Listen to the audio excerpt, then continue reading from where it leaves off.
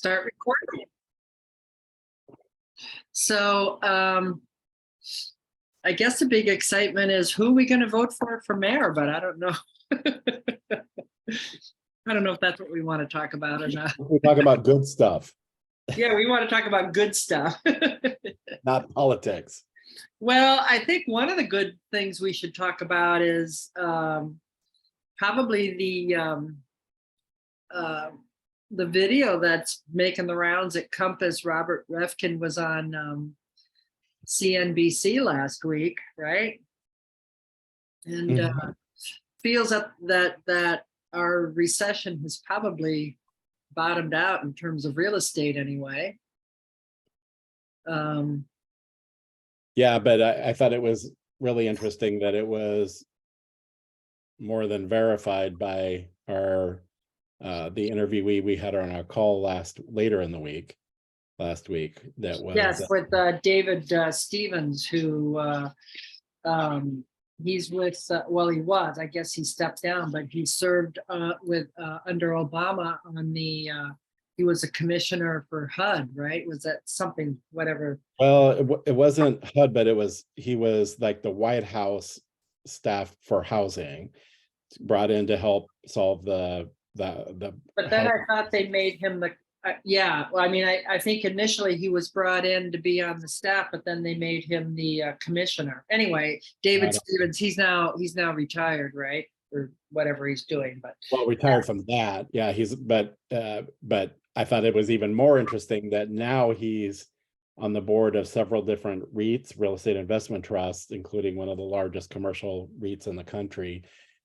He had that board meeting call right after hours, and so if anybody is kind of keyed into what's going on in the the markets and the housing market, not only because of his background, but currently it would be him. So he was saying pretty much the same thing Robert Refkin was saying, that we already bottomed or are at the bottom, and that he's predicting, looking at all of the data, and he's professes that he's a data geek, and that that he doesn't understand why not everybody else is seeing what the data is showing. Is not only that, but that we are looking at starting an upcline over the next several years of one of the biggest housing markets we've ever seen, only impeded by our low inventory, that will continue to be low inventory because that's not solvable in the near future, as he said. But that, of course, low inventory and high demand is going to, push prices up again. Well, one of the things he said is that the median first-time home buyer is 34 years old. Mm-hmm. And the largest demographic in our population right now, larger even than the baby boomers is hitting that age group. So we've got the largest number of people ever entering the market, and of course, and you and I have talked about this several times over the past month or couple of months, that because of the Great Recession, builders have not been. Builders kind of stopped building, and COVID came, and there was kind of a perfect storm where there's just this lack of inventory that's going to take time to meet the demand, and of course it's basic law of basic economic principle of law of supply and demand. You have a lot of demand and very little supply. So I have this conversation with clients on a fairly regular basis, asking me, well, do you think now is a good time to get into the market? And I'm like, I don't see, maybe right now. I mean, last spring the market was just really overheated. I don't know that that's going to happen, because the feds have taken a lot of steps to prevent that from happening again with the rise in interest rates. But I think Refkin also mentioned that was it Refkin, or maybe it was David Stevens who talked about the feds have basically signaled that they're going to raise the rate another quarter of a point and then they're basically done. They're satisfied with the slowdown and inflate, what they've been able to accomplish, and that inflation is slowing, and they're signaling that they're not going to be raising the rates again. So right now, the 30-year fixed are running around 6.25, 6.5. They've stabilized. We had that glitch in the fall where in a matter of like 6 to 8 weeks, they went from 3.5 to 7.5. That freaked everybody out. That just freaked everybody out. But yeah. So, and then we learned another really interesting thing from David Stevens too, from that interview about going to the St. Louis Federal Reserve website. It's called Fred, right? You actually went to it, didn't you? No, remember, I found that graphic that our mortgage broker had given us was from Fred. Okay. But that, yeah, I didn't. So I don't know. Is it fred.com or fred.gov or something? I don't know how we I'm find sure it. I'm sure if you Google it, it'll come up. But it's the St. Louis Federal Reserve. They apparently Federal Reserve of St. Louis. Yeah. The Federal Reserve of St. Louis, they put out a report showing historical and as you said, it was a graphic we got from our loan officer, Origin Point. Paul Isaacson sent it to us, showing the historic rates since they started keeping track, since, like, I don't know, 70 or something. When they started tracking it, the rate is actually historically low, even though it's high compared to what it was last year at this time. It's still a very good rate, 6.5. So, and of course, you and I remember when we were thrilled when the interest rates came down into single digits. We got into real estate when it was double-digit interest rates. So. High double digits, yeah. Yeah. So, well, another thing that I think David kind of touched on, but didn't go into a lot of detail, but it reminded me of, I think you were at when we were back at Sotheby's and we had that big meeting, and they had the guy there from TransUnion, who was the head of data for TransUnion. And he was talking about kind of this generation coming into home ownership, and was dispelling some myths. And one of the myths was that this generation didn't want to own homes, and that wasn't true at all. They may not have wanted to at that time. Of course, we were coming out of the Great Recession, so it was understandable. They were watching their parents, in a housing crisis, but that wasn't their desire. But one of the other things that he brought up was that this, not only is this like the largest population generation that we've seen before coming into this first-time homebuyer age, but that they have the greatest inherited wealth that the world has ever seen.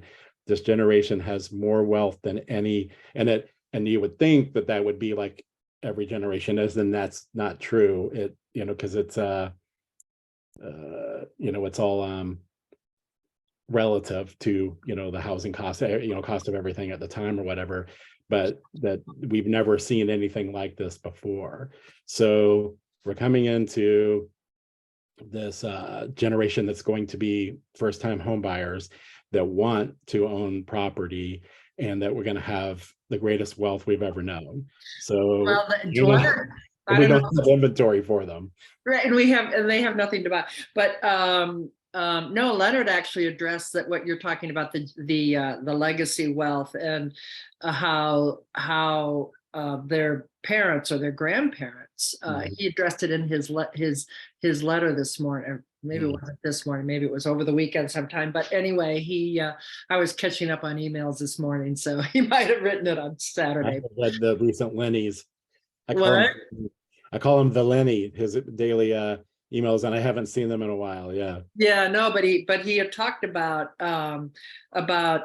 parents and grandparents transferring the wealth to, you know, to this generation, and how it's yeah, like they have more wealth than ever, and that's why these kids are. And you know, it's funny, you were on the call. We were talking to my great niece, who's my niece's daughter, last week, and how she's got a nice chunk of change that she's having, able to get into the real estate market now. So she's a little young. She's only in her 20s, but she was always an overachiever, that kid. Yeah. Yeah. Yeah, but yeah, I mean, I think she's a prime example. And it's still very much the American dream, is owning your own home, and it's a great way to, and I guess we should maybe even talk about why it is that the baby boomers have all this wealth to transfer. It's because they did own their own homes, and you and I have had this conversation in the past too about it was really FDR that set up the environment, They were the first generation that home ownership became common, right? right? Yeah, thanks to things like HUD and FHA, and making mortgages readily available to the common man. So it's you know, some of these movements A lot of other, we don't realize that not all countries are set up that way. Even wealthy first world countries around the world are not really, that's not the structure. I've seen it in many cases. One of my clients, this is several years ago, but one of my clients that were looking for a place in Chicago, they were coming in, they had been living in Vienna for many years. They're Americans, but they have been living overseas for many years. And they were, pretty well off and looking for nice properties, but they were explaining how in Vienna, like, the only people that own property are families that have had them in generations for years and centuries. Yeah. They And pass them on. They don't sell them. They pass them down. yeah, and it's interesting because they're not even like they're big money makers for them. They were describing some of these incredible, flats that they had, in the city center in Vienna, that were this amazing, properties, thousands of square feet, in these, buildings built in the 1800s that were just gorgeous, like out of a movie. And it might cost a couple $1,000s a month or something. It was really nothing, but they were long past using them as rental properties or income properties. It's just part of their estates, that the families have owned forever. And so that, like, virtually nobody, now this is going back into 15 years ago or whatever, but so I don't know if there's a big changes since then, but probably not, because it's just a cultural thing that most people, even people of means, don't own properties in most of those countries, especially those old world countries, even though they've got wealth. They have the wealth to do it. Well, I do have a client who he's kind of a global globetrotter, and he owns he lives on the North Shore, but and grew up on the North Shore, but his wife is English, and he was living in Switzerland for many years because of his job, and that was kind of why he was a globetrotter. He's worked for a company that had him going to Hong Kong and all over the world. But yeah, he owns a lot of property in Switzerland, and a lot of investment property. And I think you're right. I think there's kind of a cultural thing about it, about ownership. I mean, owning property. There's those that do, in Europe. I don't know. I mean, we'd have to explore that, I guess. But there's those that do, and there's those that don't, and so. But he feels that he can get the kinds of returns that he's looking for better than he can here in in the state. So he does a lot of deal, although he owns a fair amount of property on the North Shore too. So, but yeah. Anyway, so for what it's worth, but yeah, I mean, it's interesting. I mean, how you have these trends, back in the 30s to avoid or to get us out of the Great Depression. The FDR set up all this stuff, and here we are almost 100 years later, and the impact that it's had over that 100 years, and how it's changed our economy, and how it's changed our culture, and how home ownership is now considered the American dream. And it's sort of an interesting thing to ponder, I think. Yeah, for sure. Yeah. So anyway, and on that happy note, I mean, I just sort of anecdotally, I mean, I've been starting to work with buyers. Super Bowl, I guess, is coming up on Sunday, which is, I don't know, in Chicago, people consider once a Super Bowl is a Super Bowl is played, then the spring market starts in Chicago. Is that what it is? I don't even think I ever heard that one. You haven't heard that one? I don't think so. Yeah. For me, it always happened back, everything's changed over the last several years since the Great Recession, as we've been calling it. But up until that point, for me, the spring market started right after the beginning of January, unless there was weather. So like there was a few years where we'd have a big snowstorm, and it always seemed to happen like on Friday, Saturday.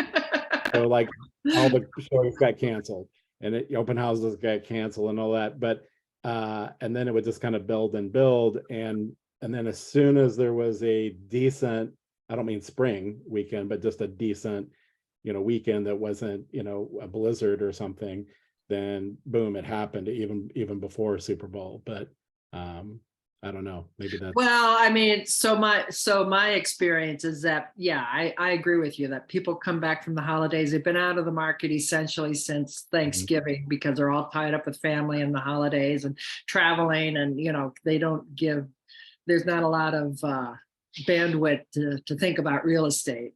So they come back, and I often have very good Januaries, but then I find then, yeah, and it does depend a lot, of course, on the economy, what's going on in the economy, but also the weather in Chicago.